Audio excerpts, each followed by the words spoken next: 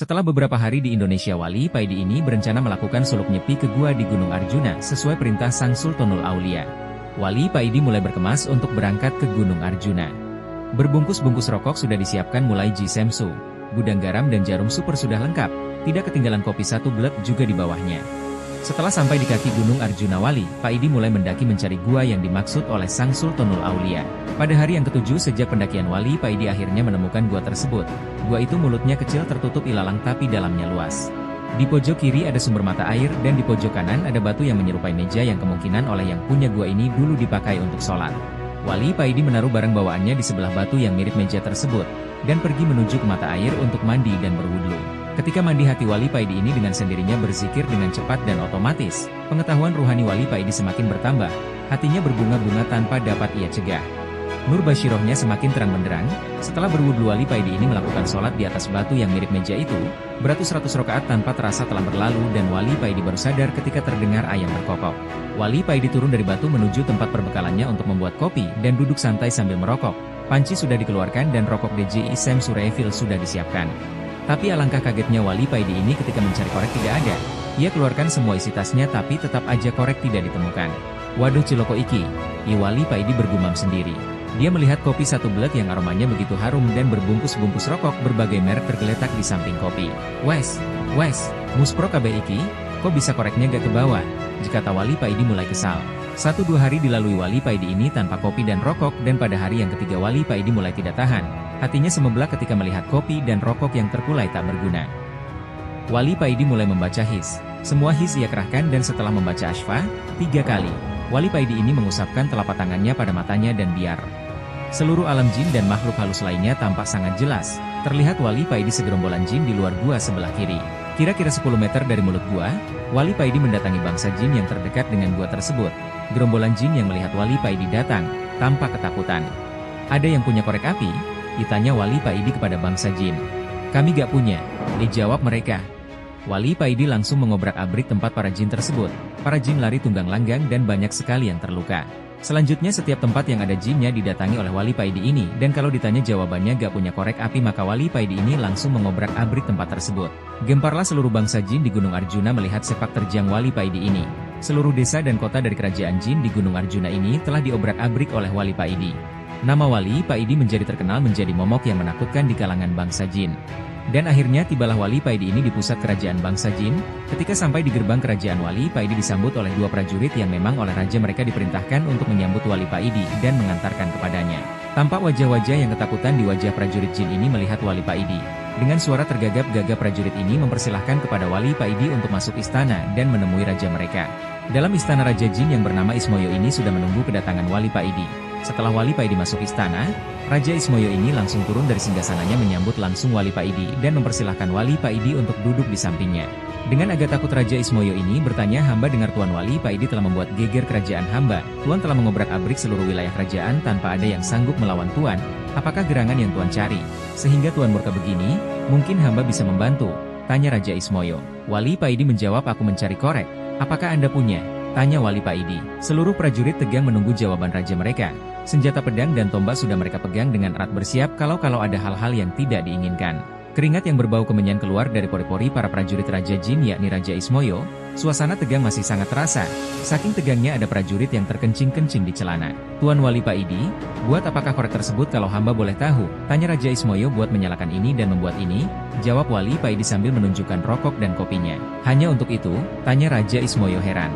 Ya, hanya untuk ini, jawab Wali Paidi singkat. Raja Ismoyo membatin dalam hati, Wali ini aneh. Masa hanya gara-gara pingin rokok dan ngopi aja dia telah menghancurkan kerajaanku?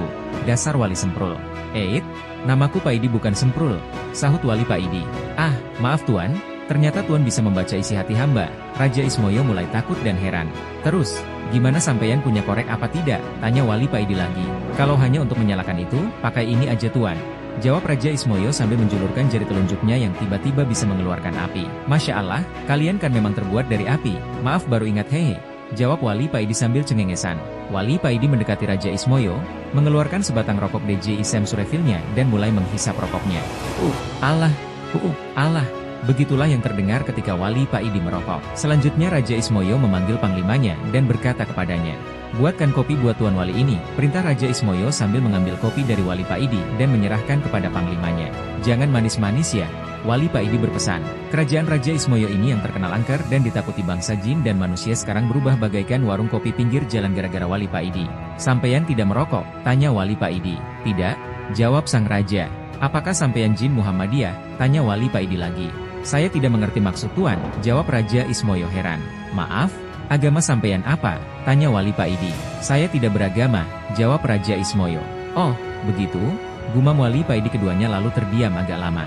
Maaf Tuan, wirid apa yang Tuan baca, sehingga Tuan tidak bisa dikalahkan oleh para prajurit saya? Tanya Raja Ismoyo penasaran. His dan sholawat, jawab Wali Paidi. Maukah Tuan mengajarkan kepada saya? Pinta Raja Ismoyo. Ya, boleh, tapi sampeyan harus masuk Islam dulu, jawab Wali Paidi. Lalu Raja Ismoyo memanggil panglimanya, memerintahkan kepadanya untuk mengumpulkan seluruh rakyat dan semua prajuritnya. Dalam sekejap Balai Agung Istana ramai dipenuhi prajurit dan rakyat, bahkan sampai meluber keluar istana. Selanjutnya Raja Ismoyo bersimpuh di kaki Wali Paidi diikuti seluruh rakyatnya. Kami dengan sukarela siap masuk Islam, mengikuti agama Tuan, kata Raja Ismoyo kepada Wali Paidi. Baiklah, ikuti apa yang aku ucapkan, kata Wali Paidi. Dengan suara yang sangat berwibawa Wali Paidi mengucapkan 2 kalimat syahadat diikuti seluruh bangsa jin kerajaan Raja Ismoyo. Ucapan syahadat para bangsa jin ini menggema ke seluruh Gunung Arjuna, bahkan seluruh hewan di Gunung Arjuna berhenti sejenak, tidak ada yang bersuara mendengarkan ucapan syahadat ini. Setelah mengucapkan 2 kalimat syahadat, Wali Paidi mengajarkan pada mereka apa itu Islam dan menjabarkan arti iman secara singkat. Selanjutnya Wali Paidi tinggal di Istana Raja Ismoyo guna mengajari mereka cara sholat, cara berzikir dan lain sebagainya. Setelah beberapa minggu tinggal di Istana, Wali Paidi akhirnya mohon pamit kepada Raja Ismoyo.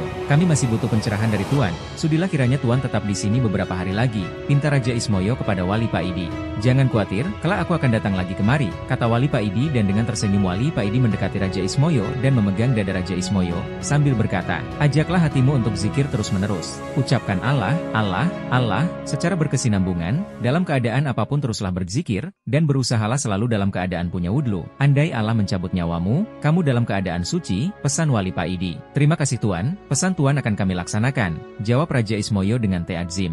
Kalau hatimu sudah bisa berzikir, maka Allah sendiri yang akan membimbingmu, kata Wali Paidi. Apakah kami akan menjadi wali kalau hati kami sudah bisa berzikir sendiri? Tanya Raja Ismoyo. Hahaha, jangan sekali-kali punya niat pengen menjadi wali, karena keinginan itu termasuk nafsu. Berzikirlah karena Allah, jangan ada niatan yang lain, jelas Wali Paidi. Setelah menghisap rokoknya, Wali Paidi berkata lagi, Allah menjadikan manusia pemimpin di muka bumi ini, dan mengangkat para walinya dari kalangan manusia, jelas Wali Paidi lagi. Oh begitu? Kalau Allah menghendaki begitu kami sangat ridho dengan keputusan Allah tersebut, jawab Raja Ismoyo manggut-manggut. Kalau boleh tahu Tuan ini wali yang bagaimana? Tanya Raja Ismoyo selanjutnya.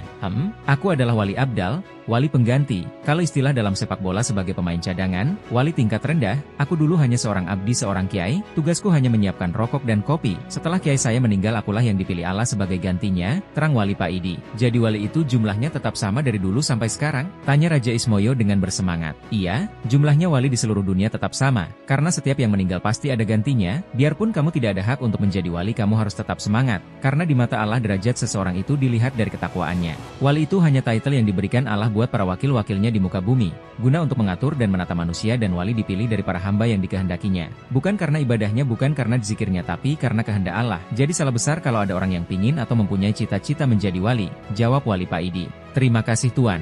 Mudah-mudahan apa yang Tuan ajarkan kepada kami menjadi ilmu yang manfaat, ucap Raja Ismoyo. Akhirnya Wali Paidi pamit dan meninggalkan Gunung Arjuna diiringi Raja Ismoyo dan seluruh rakyatnya. Setelah Wali Paidi sudah tidak tampak, Raja Ismoyo dengan suara yang lantang berkata kepada rakyatnya, "Rakyatku semuanya, nanti atau kapanpun, kalau ada orang yang ke Gunung Arjuna ini berbekal rokok dan kopi, jangan sampai diganggu, jagalah mereka sampai mereka meninggalkan Gunung Arjuna ini, demi menghormati guru kita Wali Paidi, titah paduka akan kami laksanakan," jawab mereka serempak.